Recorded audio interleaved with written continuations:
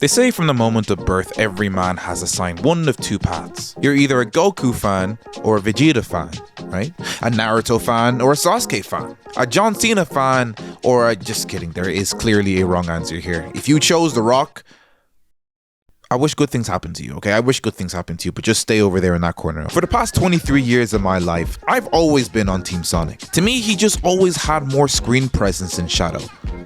And then I watched that Sonic 3 movie. I left that cinema and the first thing I thought was, gosh, I think I'm into Latinas now. I mean, come on. It's not like I wanted to dislike this version of Sonic, but this dude Shadow, he had a motorcycle, the smoothest skating animation I have feasted my eyes on, a story arc that respected his source material and also filled in the gaps with really creative decisions that made me just say, wow, what more could I have asked for? He also had a gun in this movie, so there's that. You get these amazing character moments for the Black Blur. I can see why this nickname did not catch on. You get these amazing character moments for Shadow, and in comparison, Sonic just wasn't as consistently enjoyable to watch in that movie. I don't know what to tell you. I mean, sure, there was Super Sonic and the banter he had with Knuckles and Tails, that was cool, but something here was inherently off about Sonic in this movie. Aliens? Excuse me? It's not like we're from different planets. Oh yeah, we are. I guess we are aliens. Please continue. Sonic just wasn't that cool in this movie. At least not in the usual way he is for me. And if Sonic's not cool, then he's just a radioactive hedgehog that can talk. That's really, really weird. One of the first times I noticed this issue is with this scene right here. Konnichiwa? Oh my god. I need an aspirin. So here's the thing with Sonic. You are constantly teetering back and forth between scales of cool and cringe. Sonic at his best can find a balance that allows you to accept the fact that Sonic is now in an alternate universe with knights and kings and a talking sword, and you just say, yeah, this is fine. And this scale applies to the dialogue of the characters too. Because even when Sonic says something super cheesy like, "Come on, you big drip, where you going?" we as a fan base just find it funny and just go, would you look at the little rascal? He just says something stupid. We recognize that Sonic's cheesy words are low-key a part of his charm. I didn't feel the same way about that movie. Konnichiwa? When Sonic spoke in this movie, it felt like an imitation of the Sonic I knew. It's this forced Hollywood humor slop they use in every run-of-the-mill comedy movie. It's like they got something he might say and then smothered it with an iCarly victorious paintbrush. What are you, a cop? It's cringe. And it's not lost on me that this is first and foremost a children's IP. But man, what did you expect? Did you expect all those kids to just die when they got old and never want to revisit their old hyperfixations? Like, come on! What are we doing here? To their respect, sometimes they'd get it right. Sonic asking for Shadow's hair routine while chasing him is pretty funny. It's cocky. But that was like 10% of the movie. He's constantly yapping for the other 90%, like he needs to telegraph everything he does. And I'd argue that talking so much in such quick succession is out of character for Sonic.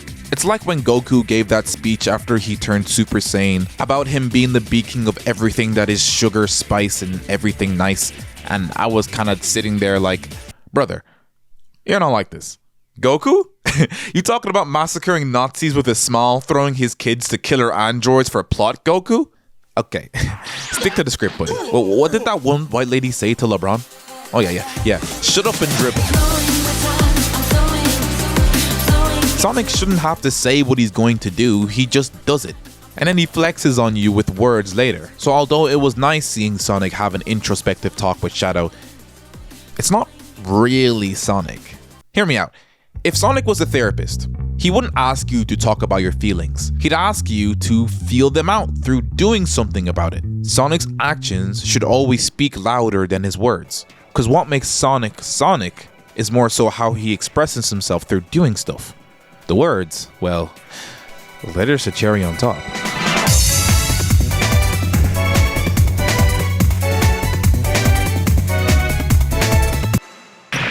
We interrupt this program to bring you... You know, back in 2022, my bank had called me because there was a breach in my account or something and they had to confirm some info. And I quickly gave it to them because I was in the middle of the final storm of a Fortnite game. And it was up to me to save the very terrible gaming session me and the boys had that night. So I was very much focused on the game rather than the actual call. I lost. And by the end of the game, I realized I was not talking to my bank. Ladies and gentlemen, if you don't want your trip to Guatemala to be ruined by fraudsters, then consider today's sponsor, Aura. Aura keeps you safe online by doing all the hard work for you. Because nowadays, your information and your data is like premium gas for these fraudsters. So they're going to get it any chance they can get it. Aura identifies data brokers who are selling your information and submits opt-out requests on your behalf. And I know you're not bothered to click on all those sliders so they don't steal your information. Let Aura deal with that. Aura continuously monitors the web and alerts you if they find your information in the hands of someone who really shouldn't have it. And don't worry, they'll let you know if someone is using your information in order to get into your bank account before it's too late. The Aura app also has a VPN that has over 100 different virtual locations. Does your current VPN have all those features? I know it doesn't. Because you used to be like me. You used to raw dog the internet. But not anymore. If you go to aura.com/Mayorski, you can get a 14-day free trial. That'll be enough time for Aura to figure out if you're on the brink of losing everything over a Fortnite game. Once again, if you want to try out a 14-day free trial, head over to aura.com/Mayorski. Thanks to Aura for sponsoring this video. Bro, this is why my favorite piece of Sonic media till this day is Nazo Unleashed. I'm not kidding. Now my age, my show here, but Nazo Unleashed is a flash animation movie made by Chakra X, all the way back in the Newground days of the internet. The villain is based on an unused Sonic design back in Sonic X, and there's not really a story. It's essentially fighting for the whole movie.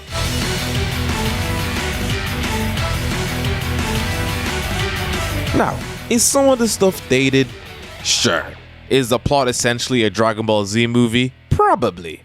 But what I love that this movie does that a lot of the official media don't do is make Sonic see a problem, recognize that it threatens his friends and the world, and then he just spin dashes it head on. No time taken to show off his internal thoughts or start exposition dumping to us like we're 7. Just straight action. Why does this one random guy on the internet get that about Sonic while Lost World, Forces, and the movie just don't? Well, this is a budget animation that some dude made in his room. So probably no money to record actual lines for Sonic. Just reuse ones from the game. Tails! Sonic! But I'd like to think that Chakra X also understood that Sonic isn't the type of guy to think of a plan or explain what he's about to do. He just goes. This is why I've been recently interested in the IDW comics, because from what I've heard online, Sonic has that cocky, braggadocious energy I've been waiting for. His Sonic swagger, if you will. Bro, just look at the way Sonic cockily looks down on Surge in this panel. Not a word is being said, but you can tell Sonic is having a blast while she's super serious about ending him. He's confidence personified. Sonic doesn't need to rip out a sheet of metal from a gun helicopter and use it as a skateboard to escape, but he does. Because style points matter to him.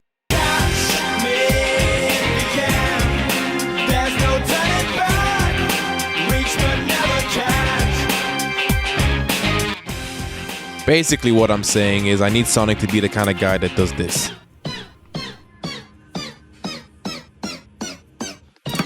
Hold on, in the movie's defense, I do see bits of style points in some scenes. Sonic taking time to do the Beatles album cover when he has seconds before a force field closes up.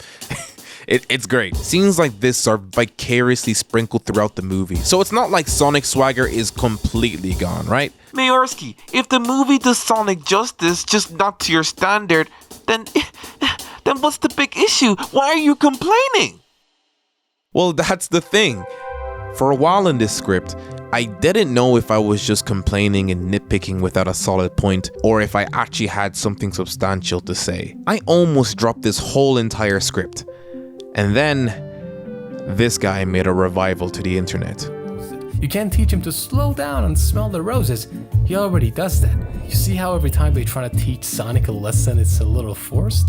Teaching a lesson is absolutely fine, but using him as the conduit just won't work. And that's when I realized the last issue I had with this movie, and the biggest part of Sonic that felt off in this movie and puts the whole thing in perspective, is his character, his values, his ethics, whatever you want to call it that. But Sonic's words or his actions just don't hit the same if he doesn't have a solid foundation of character. His actions in this movie are motivated by stopping Shadow, right? Yeah, fair enough. And throughout the story, Sonic gets his own taste of what Shadow's going through. But because of his teachings from his parents, he's able to rise above the hate where Shadow fell, and teach Shadow the same lesson that he learned, that revenge solves nothing. Although well executed, too bad the whole thing's all wrong. You see the sin they committed in this? They made Sonic flawed. They made him a character that needs to develop with the story. The best Sonic stories don't have him develop by the time the credits roll, because he already knows how to open his heart. He already knows how to live and learn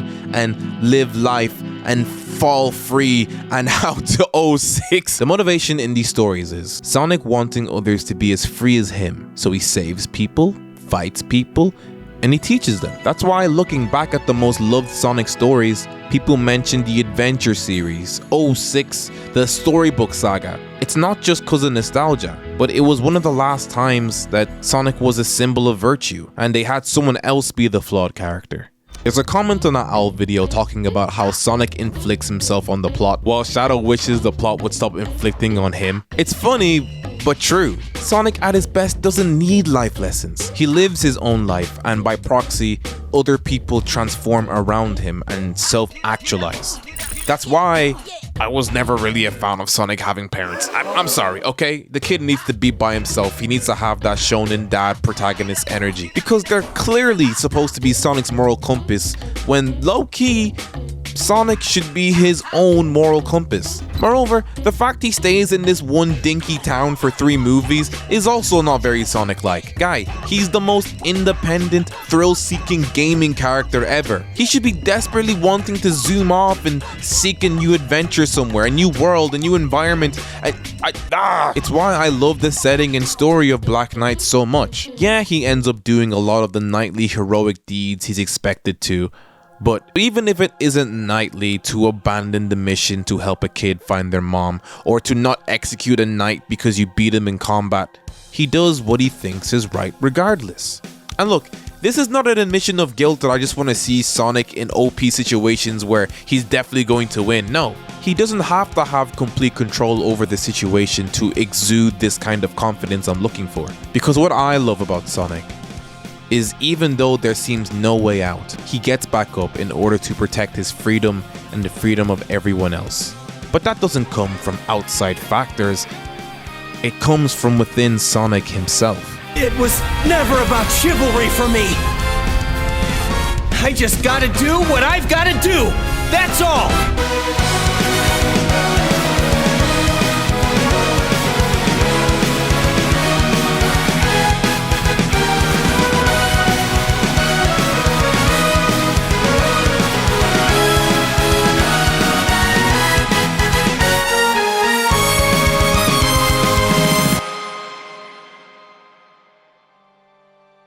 You see, it's that confidence in his abilities and his moral code that makes him cool. Not just theatrics or the way he talks. Sonic should never feel like he's trying to convince me that he's cool.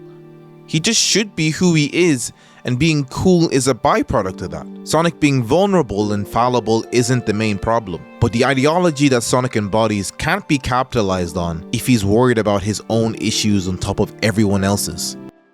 You get what I'm saying? I'm sorry, I'm getting repetitive about this. I feel like I'm forcing a square into a circle the way I'm trying to critique this movie. And maybe that's just it. Maybe there is no way to truly bridge the gap between flat Sonic and flawed Sonic in this live action. I'm willing to admit that there's a reason why I am not a writer at Sega. There really could be a team of people that truly understand Sonic to his core and realize for what they're trying to do and they're trying to achieve, maybe making Sonic a preteen who needs a support system like parents and is still in his development stage is what's necessary to bring home the big bucks. Maybe it is worth doing away with the old Sonic and exploring how to storytell with this new Sonic.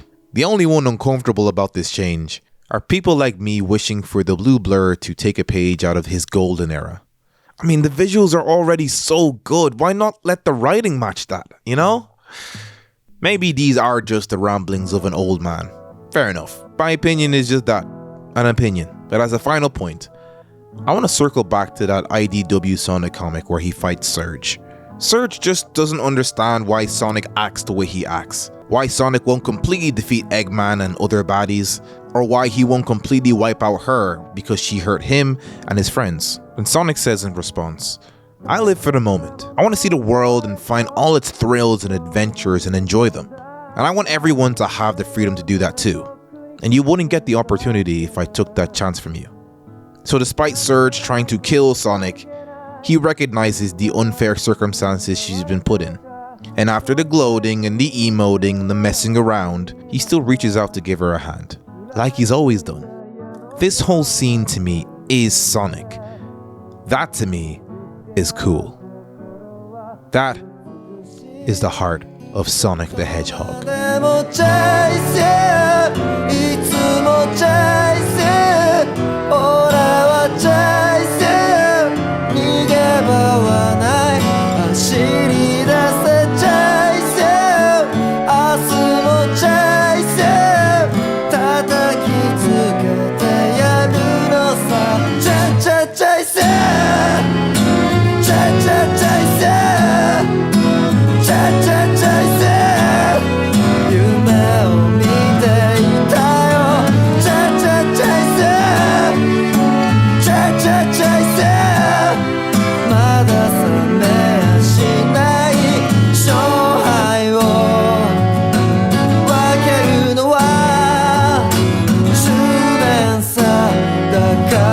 I chase you.